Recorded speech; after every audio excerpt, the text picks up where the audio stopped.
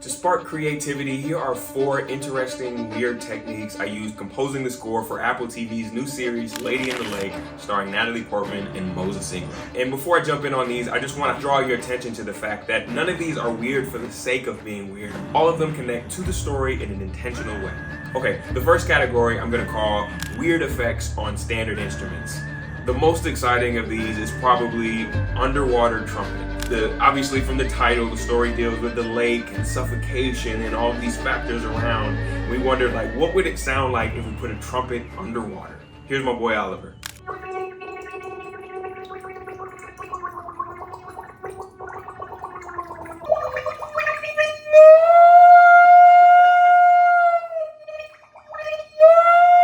Bro, that's me playing one note.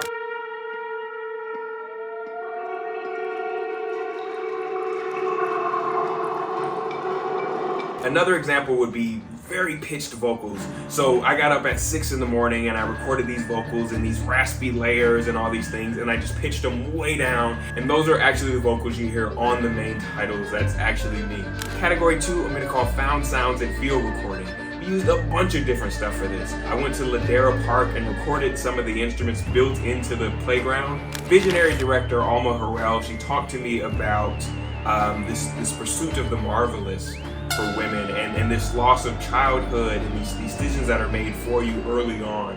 And I thought these like playground instruments could be a fascinating way to kind of deal with that.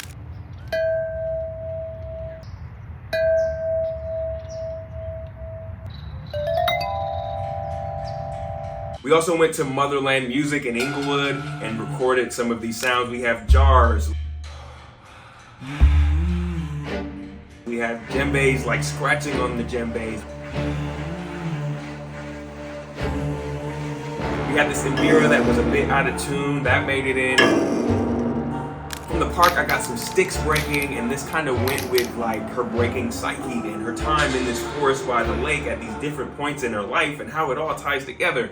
The third technique I want to talk about is hyper-thematic music. The music or art, a theme, is a small idea that comes back varied in multiple ways. This isn't new. This goes back to like Wagner and opera and the leitmotif.